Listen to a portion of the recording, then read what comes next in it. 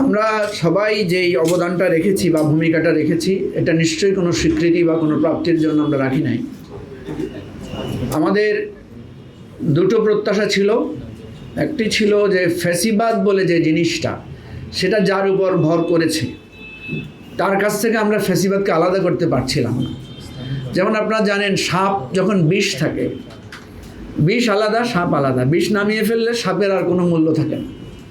তা আমরা চেষ্টা করেছিলাম শেখ হাসিনার উপরে যে ফ্যাসিবাদ ভর করেছিল যে এটা থেকে উনি সরে আসুন। সেজন্য আমরা বারবার বলছিলাম যে আপনি আমাদের এটা নির্বাচন দেন, পদত্যাগ করেন।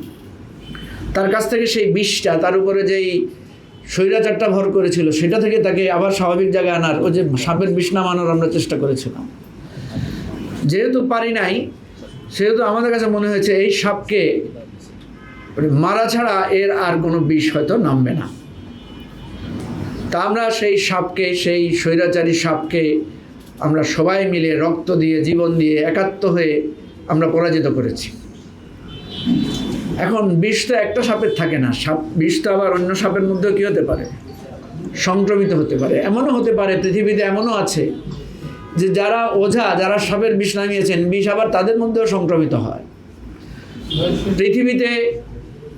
পৃথিবীর কথা বাদ দেই, আমরা আমাদের বাংলাদেশকেও যদি ধরি, যেই শেখ মুজিবুর রহমান বাংলাদেশ স্বাধীনতার নেতৃত্ব দিয়েছেন, স্বাধীনতার পর আমরা দেখেছি যে তিনিই বাংলাদেশের স্বাধীনতা গণতন্ত্রের প্রধান প্রতিবন্ধক এবং ধ্বংসাত্মক কাজের পালের গোদা হয়ে দাঁড়িয়েছেন।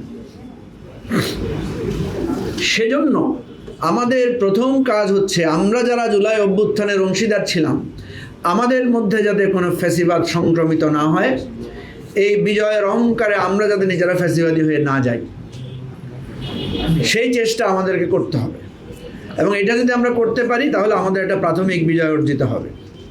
দ্বিতীয় হচ্ছে, এই রাষ্ট্রকে পুনর্গঠনের একটা দীর্ঘমেয়াদী কাজ, যেটাতে আমাদের সবাইকে ঐক্যবদ্ধ থাকতে হবে, একসাথ হতে হবে। আমি শুধু বলি যে জুলাই অভ্যুত্থানের শিক্ষা যেটা, সেটা হলো যে ছাত্রীদেরকে ছাড়া বা নারীদেরকে ছাড়া আমাদের আন্দোলন সফল হতো না।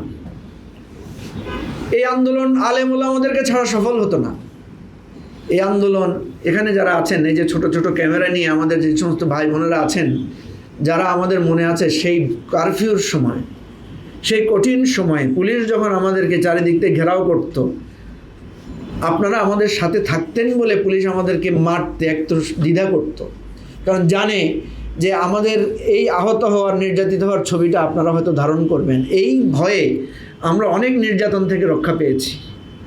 আবার যখন তারা ড্যাম কেয়ার হয়েছে, আপনাদেরকেও ড্যাম কেয়ার করে আমাদেরকে পিটিয়েছে, তখন আপনারাও অনেকে আমাদের সাথে আহত হয়েছেন, মার খেয়েছেন। আপনাদের অনেকের আমি জানি যে আপনাদের মোবাইল, ক্যামেরা এগুলো হারিয়েছে, ধ্বংস হয়েছে, নষ্ট হয়েছে।